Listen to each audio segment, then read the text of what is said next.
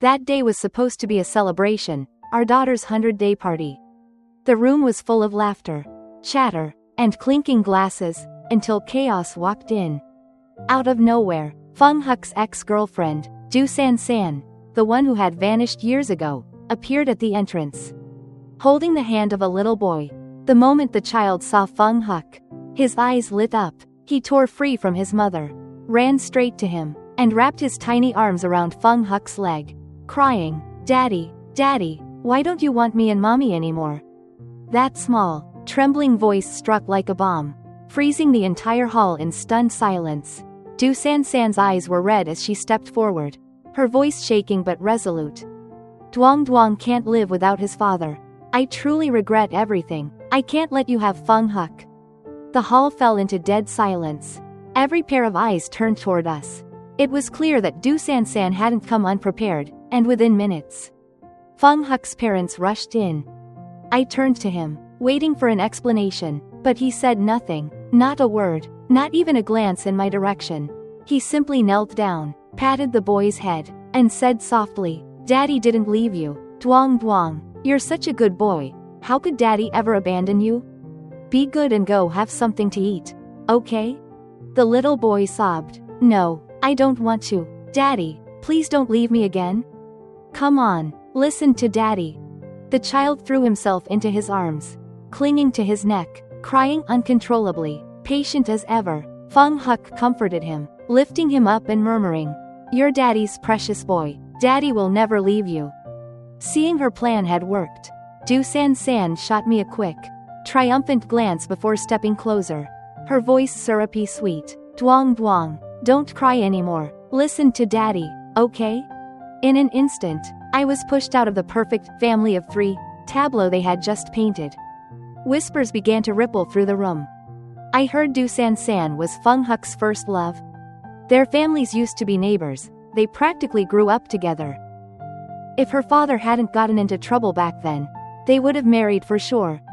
The kid looks 5 or 6, doesn't he? Phung Huc and I had only been married 4 years. The crowd didn't even try to hide their glee. Some even looked between me and them, waiting for the drama to explode. Tisk, tisk. Impressive, he's got a son old enough to start school. Yet here he is throwing a 100-day party for his baby girl. Well, you know what they say, now he's got both a boy and a girl. The snickers and whispers cut like icy blades. My hands trembled, fists clenched tight in fury. That was when his parents arrived. Phung Huc set the boy down, and Duong Duong immediately nudged him forward with a bright smile, as if nothing had happened. "Duong Duong, say hello to Grandma and Grandpa." The boy obediently stepped up and chirped, "Hello, Grandma, Grandpa." Phung Huc's parents had always preferred sons. When I gave birth to a daughter, they had barely hidden their disappointment, making subtle comments about how we should try again for a boy. Now that a heaven-sent grandson had appeared, their joy was barely contained. Mrs. Phung's eyes lit up as she looked the boy over, while Mr. Phung trembled with excitement. "He's really our grandson? Are you sure he's yours?" he asked. Phung Huc nodded once, just that one nod, and Mrs. Phung broke into a radiant smile, while Mr. Phung practically glowed, scooping the child up. "My grandson, wonderful, the Phung family finally has an heir." Meanwhile, my parents and relatives were still seated at the table assigned to us, completely unaware of the scene unfolding outside. My best friend, Tran Gi, who had seen everything, was trembling with rage, ready to storm over, but I grabbed her hand. "Let's go." "Go? You're just going to walk away?" I led her back into the banquet hall where my parents sat. The moment I saw my baby girl sleeping peacefully in her stroller, my tears finally broke free. "What's wrong, dear? What happened?" my mother asked. Tran Gi started. "It's Phung Huc's illegit." I cut her off immediately. I didn't want a scene. Not here, not now. "Dad, Mom, everyone, let's go. I don't want to stay. I'll explain later, but I can't stay here another minute." I picked up my daughter, tears spilling down uncontrollably. I didn't even know what I was crying for: humiliation, betrayal, or the crushing realization that marrying Phung Huc had never been worth it. My family looked confused but followed without question. My cousin quickly hailed a cab and took us to a nearby hotel. Once we were safe, I told them everything. His ex showed up, with his son. Everyone fell silent. My parents immediately stood up, furious, ready to go confront him. But I stopped them. There's no point. What would yelling solve? His parents already claimed the boy as their grandson in front of everyone. My mother trembled with anger. Shameless. Absolutely shameless. They've never cared about pride. My father spat. All they ever wanted was a grandson. My mother's voice cracked. I knew it. That family's obsessed with sons. Ever since you gave birth to a girl. That man's face has been like thunderclouds. Even this party, they delayed it until 100 days just to save face. I handed my daughter to my parents and asked my cousin to come with me. When we returned to what used to be my home, I began packing everything that was legally mine before marriage: jewelry, wedding gold with receipts, apartment documents, personal accounts. I gathered them all and handed them to my parents for safekeeping. I wasn't going to let anyone accidentally take them later. Meanwhile, Phung Huc was still playing the perfect host, tending to guests, smiling, laughing, as if nothing had happened. Only when he realized I was gone did he call, panic in his voice. Where are you? The guests are still here. Come back with the baby. I'm waiting in the lobby. I laughed. Really, Phung Huc? The whole room saw you acknowledge your son and ignore your daughter. And now you expect me to walk back in like nothing happened? He lowered his tone, trying to sound gentle. Listen, I'll explain tonight. I didn't know she'd bring the kid. I cut him off coldly. I want peace. Entertain your guests yourself. After hanging up, I called my lawyer to ask about divorce procedures while raising a young child. The party hadn't even ended when Du San San and her son officially moved into our house. My parents begged me not to go back, afraid I'd suffer more humiliation. But I told them not to worry, I'd keep my phone on. I wanted to see just how far the Phung family's shamelessness would go. Perhaps afraid I'd cause a scene, his parents hurried home too.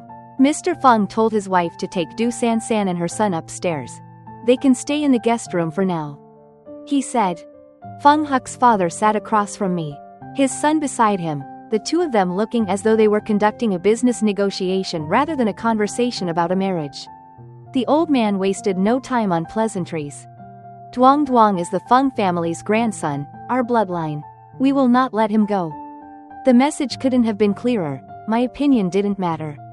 I turned to the man who once shared my bed, my life, my child. And you? What do you think?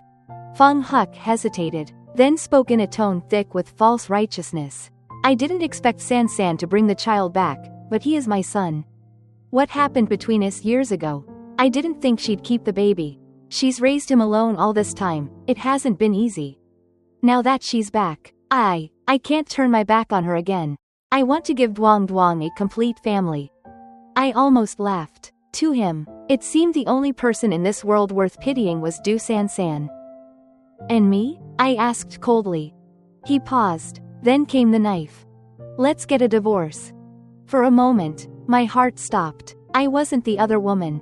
When we met, they were long over. We had loved each other as two free people, dated, got engaged, then married. Du San San and I even knew each other. But I had never once crossed the line. I looked him straight in the eye. When did you find out she had your child? I didn't believe for a second that today was the first time he'd seen the boy. Their closeness said otherwise. He looked away, hesitating before answering. About 2 years ago, I was on a business trip in Vinh Ton. I ran into her and the kid. So you've been in contact for 2 years. No wonder he'd grown distant, barely home, rarely giving me money, always saying it was tied up in investments. If he'd been honest back then, this wouldn't have dragged on. I wouldn't have carried his child, believing we still had a future. Just as father and son were playing their reunion act, Du San San came down the stairs, stopping right beside Phung Huc, voice soft and syrupy. Huc, Duong Duong wants you to come play with him. Her interruption made Mr. Phung's face darken. Phung Huc told her to go back upstairs and wait. But she lingered, clearly wanting to eavesdrop. The old man's glare finally made her flinch. She turned, reluctant, and disappeared upstairs. I seized the moment. I'll agree to the divorce, I said evenly. On these terms, the 3-bedroom apartment near primary school number 9 stays with me. I take all joint savings, stocks and investment funds, 50-50 split. I get full custody of our daughter. You'll pay her living expenses in one lump sum upon signing. It wasn't excessive, just enough to make it hurt. Mr. Phung slammed the table. That's outrageous. What right do you have to demand all the savings in the house? I met his eyes calmly. Because I did nothing wrong. Because I'll be raising your granddaughter alone. And I can't return to work anytime soon. And by law, when a child is under 1 year old, a husband cannot file for divorce, only the wife can. Uncle, I'm not asking for favoritism. Not even equality between your granddaughter and your grandson. But she bears your family name too. Is a house and some money for her really too much to ask? For the first time, I didn't back down. This marriage, the one they had pushed for, was now being discarded like trash the moment a grandson appeared. I went on, ignoring Phung Huc's expression. His annual income is over 500 million. What I'm asking isn't unreasonable. He's young, capable, he can earn it back. Phung Huc stayed silent, thinking. I gave a small, deliberate shrug. If you don't agree to these terms, fine, then we don't have to divorce. To my surprise, he nodded. The next day, we filed for divorce and finalized it within hours. The property transfers were handled immediately, and the money hit my account in full, not a single cent short. Before parting, I told him to hold his daughter one last time. Through the car window, I saw Duong Duong sitting beside her son, flashing me a victorious smile, the smile of a woman who believed she'd won. Phung Huc held our baby awkwardly. Like a stranger, he rarely carried her. Will you come visit her? I asked. He froze, fumbling for words. From inside the car, the boy leaned out, calling eagerly, Daddy, let's go, you promised to take me to the park. Phung Huc turned to leave, but I blocked him. Answer me. He hesitated. I'll come by when I can. The winter break's coming up. In about a month. And then he walked away. That very night, Duong Duong officially moved in, as the new madam of the house. Within 2 weeks, chaos followed. Auntie Dong, a neighbor, called me one morning, her tone half gossip, half outrage. Shaola, that woman's a piece of work. Thinks having a son makes her queen of the building. Her boy got into a fight and split another kid's head open. She continued furiously, and the nanny she hired as useless, left the boy running wild. When the other parents came to confront her, she defended him, said, serves them right. Someone called her a homewrecker, and she actually attacked them. The other woman pulled her hair and slapped her silly. The whole place is buzzing. Things escalated so badly the building management had to step in and call the police. Phung Huc's phone was off. He was in a meeting. By the time he rushed home, Duong Duong's face was swollen, chunks of her hair ripped out, while the other party was giving statements to the police. The nanny, a loud, rough woman from another province, sneered when questioned. Didn't kill anyone, did he? Kids fight, big deal. The parents exploded. And you're a caretaker? Unable to reach Phung Huc, management had no choice but to file an official report and mediate through the police. When his parents arrived, summoned in embarrassment, they were horrified at first, their precious grandson wailing, face streaked with tears, but once they learned he'd started the fight, their faces fell. They left quietly, too ashamed to defend him. In the end, Phung Huc had to pay compensation to settle it.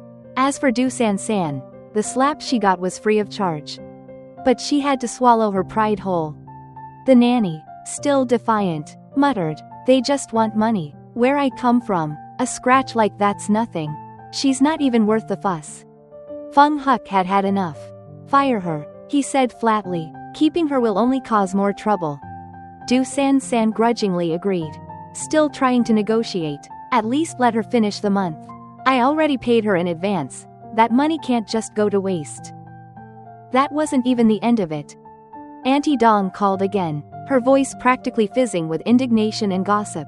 After the police settled things, that woman started clutching her stomach. Said she was in pain. So Phung Huc had to rush her to the hospital. When they came back, I was just taking out the trash, and I saw it with my own eyes. He carried her upstairs in his arms. Honestly, I nearly sprained my neck watching. Tell me, could it be she's pregnant again? Her words hit me like lightning. Suddenly, everything made sense. Why Phung Huc had agreed to the divorce so quickly. Why his father, who had been furious over my demands, had gone quiet so easily. I'd been naive enough to think they wanted to do right by my daughter. But the truth was much simpler. They were clearing the path for Duong Duong to take my place. I was just something to be handled cleanly. When I walked out of the civil office, divorce certificate in hand, Duong Duong was already waiting outside. The moment she saw Phung Huc, she bounded over like a fish thrown back into water, snatched the paper from his hand, looked it over gleefully, then planted a triumphant kiss on his cheek. I swear, the disgust I felt could have filled the entire parking lot. And she wasn't done. She stepped closer, waving the document like a victory flag. From now on, you have nothing to do with Phung Huc. Don't bother calling him anymore. I'm not like you, I get jealous easily. Before she even finished the sentence, smack, my hand landed across her face. Loud and sharp. Phung Huc jumped between us. But I wasn't feeling charitable toward either of them. I slapped him twice in quick succession, each one ringing through the air. Don't you dare show up in front of me again. Especially you, Phung Huc. I've put up with you long enough. He stared, stunned. You, how could you hit me? I sneered. That was merciful. You deserved worse. You hid something this huge from me until after our daughter was born. Are you even sure the baby she's carrying is yours? Can you swear she hasn't slept with anyone else? Go get a DNA test before you end up proudly raising another man's kid. Check her call logs too. Maybe you're just her free stand-in. You, watch your mouth or I'll tear it off. Duong Duong screamed, lunging at me. I didn't even flinch, just raised an eyebrow and stood there. Calm as stone. She was trembling with rage. And Phung Huc had to hold her back. Watching them, one hysterical, one flustered, I simply turned and walked away. Back straight, heels clicking sharply against the ground. No looking back, no goodbye. From that moment on, I was done, and I was the one who won. Because really, why should they be the only ones allowed to be disgusting? To humiliate me, while my smallest retaliation made me the villain? I'd known Duong Duong for years, knew exactly what kind of woman she was. First love or not, Phung Huc was far from the only man in her life. I'd seen her before, dressed to the nines, miniskirt barely covering anything, getting into a luxury car driven by some middle-aged man. I'd also seen her hand in hand with someone else, smiling as she accepted flowers and gifts. Back then, after her father's accident, her mother sold their house, borrowed from every relative they had. Duong Duong came begging Phung Huc for money. He'd just graduated, barely making ends meet, so his family lent her 50 million dong out of pity for the old neighborhood ties. The moment she got the money, she vanished, until 2 years ago, when she suddenly bumped into him again. And those missing years? No one knew where she'd been, or with whom. Why didn't he marry her in the first place? Simple, his parents had disapproved. They saw her family as a burden. And back then, he hadn't dared to defy them. But now that he had some money, he fancied himself a noble man rekindling his first love. Pathetic. A man that fickle wasn't worth another tear. Outwardly, he said nothing. Inwardly, he couldn't shake off the doubt. He secretly took the boy for another DNA test. The first had used hair. This time it was blood. No man wants to raise another's child unknowingly. Don't tell mommy about this. Okay, he said softly to the boy. This is our little secret. The kid, innocent and oblivious, thought it was all a game. Daddy was taking him out, buying him treats, showing him his new home, so much bigger than the old, shabby apartment. He'd do anything to keep Daddy happy. The results came back. Asterisk 99.99% match, confirmed father and son. Still, Phung Huc wasn't satisfied. He tested again, twice. Meanwhile, Duong Duong was pushing for marriage, hard.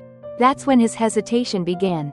Living with her and the boy, he started seeing the cracks. She was nothing like the gentle, idealized memory he'd carried. She was demanding, materialistic, obsessed with money and appearances. After the divorce, half his assets were gone. And what remained wasn't enough for the lavish wedding she demanded: custom ring, couture gown, ballroom venue, floral archways, open bar, all easily 200 or 300 million. She refused to settle for less. He suggested postponing until next year. She exploded. "You don't love me. You're ashamed of me." He tried to explain. "I just don't have the money right now." She snapped. "Oh, but you had money for your ex-wife. Didn't you? You gave her a house, cash, everything, and now you say you're broke? You used me just to get divorced." He tried to soothe her. "If I didn't love you, I wouldn't have left her for you," but she wouldn't stop crying, screaming, accusing him of betrayal, demanding he ask me for money back. He refused. She clutched her stomach again, sobbing about the pain, and landed back in the hospital. A few days later, she found a DNA report in his car, and all hell broke loose. She stormed to his parents' house, dragging her son, announcing she was leaving the Phung family for good. The boy started crying too, wailing as she held him tight. "You're too poor to even marry me," she shouted, "and you don't love me. You secretly tested your own son." In the end, it was Mr. Phung who had to cough up 200 million to calm her down. Only then did the storm finally subside, for the moment. A switch seemed to flip in her. "You're the crazy one. Your whole family is crazy. If it weren't for you, how would I have ended up like this? It's all your fault. You ruined me. And now you dare to doubt me? Du San San, enough." Phung Huc barked, but the more he shouted, the wilder she became. She grabbed a fistful of his hair and yanked hard. In that split second, disaster struck. The sudden pull sent the car swerving out of its lane, straight into oncoming traffic. He tried to correct, but the vehicle lurched, smashed through the guardrail, skidded down the embankment and flipped. They were rushed to the hospital. The baby in Du San San's womb didn't make it. Phung Huc suffered a traumatic brain injury. His face was badly disfigured, one arm shattered beyond full recovery. Du San San fared worse. She lost the child and sustained multiple fractures and internal injuries. Both would be hospitalized for a long time.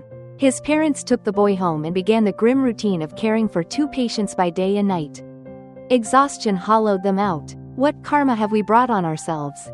Mrs. Phung moaned. Mr. Phung only sighed. Who could have imagined such chaos? Not a single day of peace. Then she added bitterly, "Isn't this retribution? Levy used to be the daughter-in-law everyone praised, capable, decent family. And that Du San San, aside from giving us a grandson. It feels like she was born just to tear this house apart. Sometimes I wonder if she's been avenging the past because we didn't help them when they were in trouble." Mr. Phung snorted. "Didn't help? I lent them 50 million. Was that not enough?" 2 months later, Du San San was discharged. Phung Huc hired a private caregiver for her at home. A long scar carved across his face couldn't be hidden. At work, his role had already been replaced. When he returned, management called him in. Reassignment. A steep pay cut. Another month. And Du San San was nearly recovered. She fired the caregiver, sent her son to the grandparents. She and Phung Huc had been sleeping in separate rooms for a while. Each morning, staring at the web of scars in the mirror, he couldn't stop the regret. He knew he'd driven himself into a dead end, one he'd chosen with his own hands. The only consolation: they'd never registered their marriage. Clean break. He'd wait until she was stable, then end it. On the day they sat down face to face, he said it plainly. "Let's break up. Your son can come with you. Or my parents can raise him. They love him. Have steady pensions. Can give him a more stable life than you alone. You can visit anytime." She stared at him. "Why? You're throwing me out?" He kept his tone even. "We're not right for each other. You feel it too. Are we happy? I want a quiet home. Not constant arguing and fault-finding. I want to come back from work and rest, not be interrogated and watched." Her face went white, tears spilling. "I get it. I'm not Levy. That's what you mean. I'm not generous enough, capable enough, obedient enough. So you're bored with me? You want to dump me and crawl back to her, don't you?" He gave a humorless laugh. "We're divorced. What's between you and me has nothing to do with her. Live your life and stop blaming everyone else. Say what you want. You're still kicking me out, making room for her to come back. I'm not going anywhere. Phung Huc, you won't get rid of me that easily. She ran upstairs sobbing. He only sighed, trapped in the mess he'd made. That weekend he brought teething toys and small gifts for our daughter. I didn't ask about the scar or why he'd stayed away so long. He played with her for a while, then lingered at the door. Will you walk me down? I did. At the lobby, he murmured, I'm sorry, I failed you. The apology drifted past me like a weak draft. The man in front of me was a stranger now, connected to me only by the child we shared. Can you forgive me? He asked. I shook my head. Calm. No need to call it forgiveness. I was angry. I was hurt. But the moment you crept around with Duong Duong behind my back, you stopped being worth one more minute of my life. You did this to yourself. He flinched as if reality had slapped him, then left. I heard he drank himself senseless that night. In the days that followed, Duong Duong clung to him, begging him to marry her. No banquet, just the registration, yet this time he held firm. No softening, no wavering. She brought her mother into it. Madame Du came to the Phung household, sat for hours dredging up old stories, invoking neighborly ties and past favors. But time and fatigue had eroded everything. She was older now, worn down by life, and the Phung family knew it. This would end sooner or later. His parents urged him to endure, for Madame Du's sake, for Duong Duong's, don't break up only to find the boy a stepmother later. The thought stunned him. He didn't dare promise anything. He feared marrying and regretting it forever. And breaking up after would be a deeper hell. So he hid behind business dinners, came home later and later, often drunk, reeking of liquor as the driver dragged him in. She wanted to fight, but he was out cold. One night he staggered in again. She propped him on the sofa, poured water. Phung Huc, can you please stop treating me like this? He took a swallow, blinked at her, eyes unfocused. You? Who are you? Look at me. I'm Duong Duong, Duong Duong's mother. He's your son. Can you really watch us drift away like this? She pleaded, but when he slipped into sleep, something dark flickered across her face. If he wouldn't marry her, then she'd make sure he couldn't belong to anyone else. If he were injured so badly he could never have another child, his world would narrow to Duong Duong, people would avoid him, and the future estate would belong to her son. Her place would be assured. Around midnight, a man's scream cleaved the building, followed by a woman's sobs and the crash of furniture. The ambulance and police arrived almost immediately. The next morning, Tran Gi called me, still shaking. VV, have you heard? Duong Duong. She severed his genitals. I choked. According to family, he'd been carried in drenched in blood. Lower body gravely injured, his life, from that point on, irrevocably changed. The ending was both horrifying and pitiful. Auntie Dong's voice trembled too. The screams last night, every apartment woke up. Thank heaven you're divorced. Who knows what would have become of you otherwise? Duong Duong was detained, facing a heavy sentence. As for Phung Huc, his fate turned into a cautionary tale that left bystanders stunned and sighing. The last time I saw him was a year later, at an amusement park. He'd grown thin, standing with Duong Duong in a line for the flying swings. From 10 meters away, our eyes met for a heartbeat, then his dimmed and dropped. Heavy with awkward silence. He didn't want to see me. I had no wish to see him. I gathered my daughter close and walked on, no greeting, no backward glance. Whatever the world does, I will live decently, shield my child with everything I have, and let her grow up healthy, safe, and happy.